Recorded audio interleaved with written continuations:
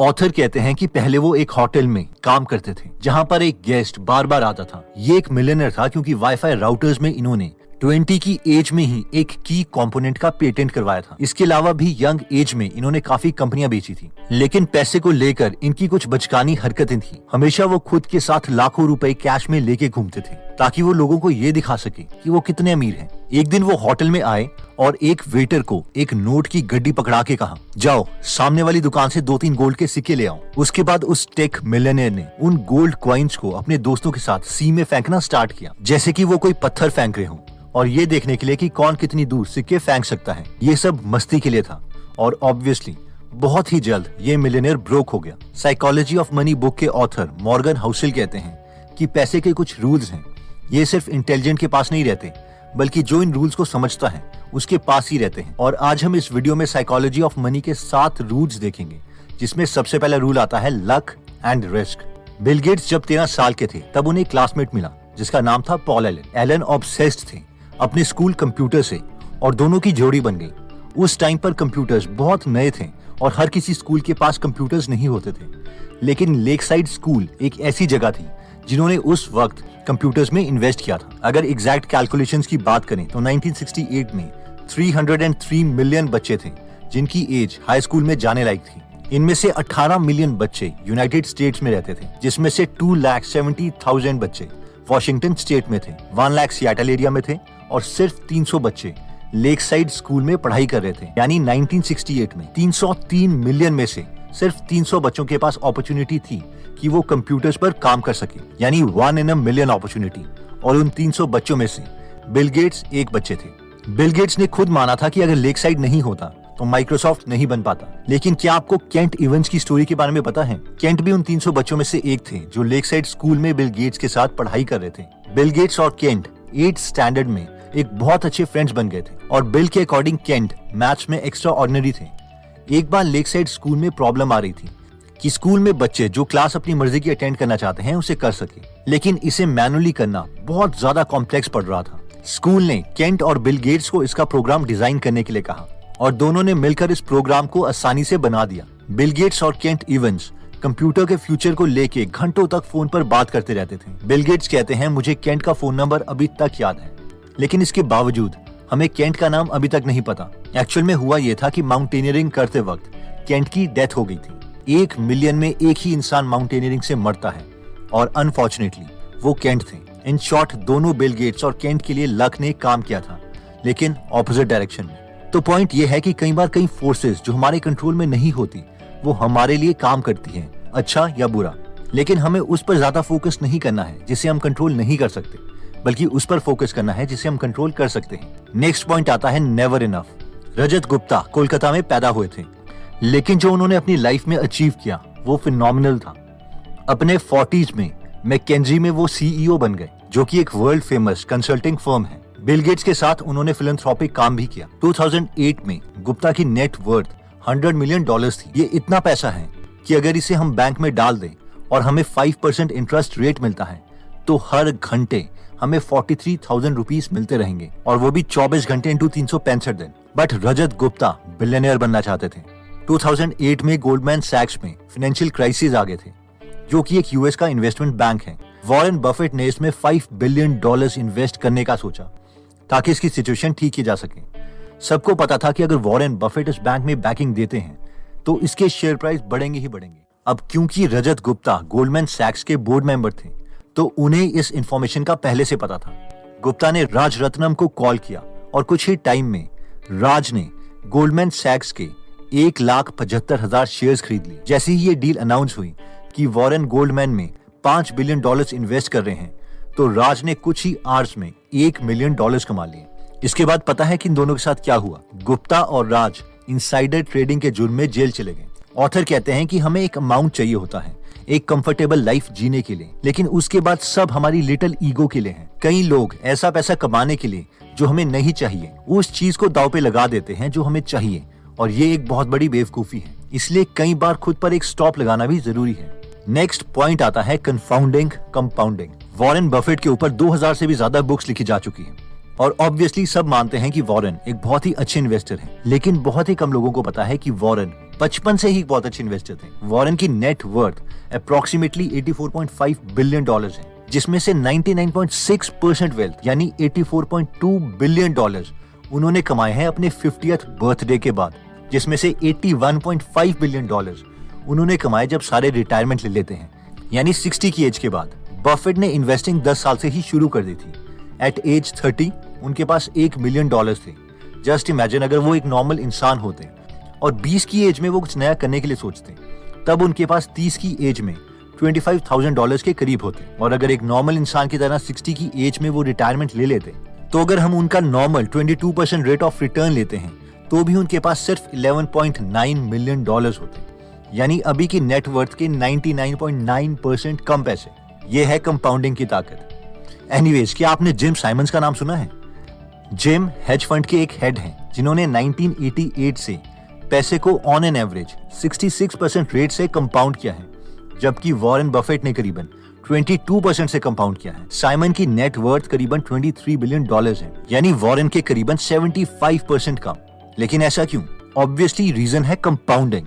Symonds ने investment start करी थी 50 की उम्र में, लेकिन वॉरेन ने 10 की उम्र में।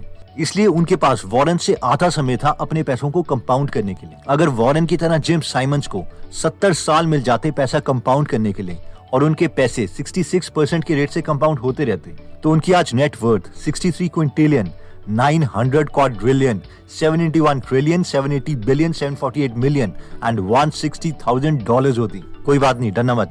अगर हम भी अपने पैसे को कंपाउंड करना चाहते हैं, तो इसका एक मेथड ऑब्वियसली है इन्वेस्टिंग, जिसमें हम प्रॉफिटेबल स्टेबल कंपनी के शेयर्स को लेके लंबे समय तक होल्ड कर सकते, ताकि वो कंपाउंड कर सके। इन्वेस्टमेंट के लिए काफी प्लेटफॉर्म्स अवेलेबल है, जिनमें से एक प्लेटफॉर्म 5 पैसा है, जिन्होंने ये वीडियो भी स्पॉन्सर की है। अगर हमारी एज 25 साल से कम है और हम इन्वेस्टमेंट करना चाहते हैं, तो इसके लिए 5 पैसा हमारे लिए ऑफर लेके आया है, जिसमें हमें कोई अकाउंट ओपनिंग फीस नहीं देनी पड़ेगी, कोई ब्रोकरेज फीस नहीं देनी पड़ेगी, अकाउंट मेंटेनेंस यानी कोई AMC चार्जेस नहीं देने पड़ेंगे। डिलीवरी ट्रेड्स में सेल करते वक्त हमें CDSL को DP चार्जेस चुकाने पड़ते हैं। ब्रोकिंग इंडस्ट्री में सबसे कम DP चार्जेस 5 पैसा के हैं, जिसके लिए हमें ₹5 चुकाने पड़ते हैं, जबकि बाकी जगह हमें ₹15 तक देने पड़ सकते। डायरेक्ट म्यूचुअल फंड में इन्वेस्ट करने के लिए हमें कोई प्लेटफॉर्म फी या कोई कमीशन देने की जरूरत नहीं है। 5 पैसा स्कूल की लर्निंग ऐप भी है, जहां पर एक कॉन्सेप्ट 1 मिनट में सिखाया जाता है। एंड्रॉइड यूजर इस एप्लीकेशन को प्ले स्टोर पर जाके डायरेक्ट डाउनलोड कर सकते हैं, जबकि iPhone users directly website school.5paisa.com पर जाके डाउनलोड कर सकते हैं। बस एक बात का ध्यान रखिए कि डीमैट अकाउंट खोलते वक्त young Wester promo code use करना ना भूलें। 5 पैसा का लिंक हम डिस्क्रिप्शन में दे देंगे। नेक्स्ट आता है फ्रीडम।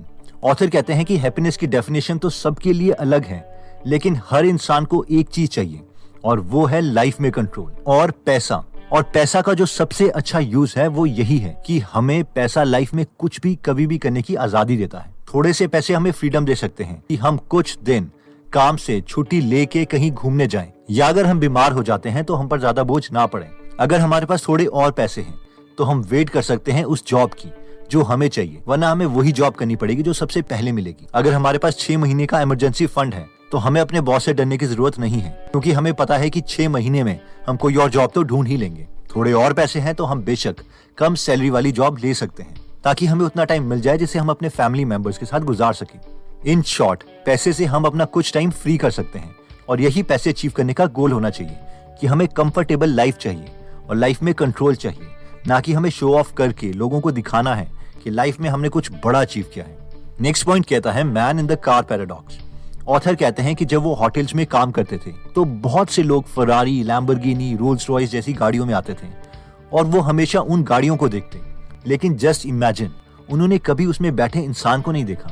लेकिन हम सोचते हैं कि जब हम कार्स खरीदेंगे तो लोग हमें देखेंगे, ना कि कार को। होता यह है कि हमें लगता है कि हम सोचते हैं कि नई कार, नए कपड़े, कॉस्टली घड़ी खरीदने से हम लोगों को ये प्रूव कर देंगे कि हम अमीर हैं, हम लाइफ में सक्सेसफुल हो गए हैं।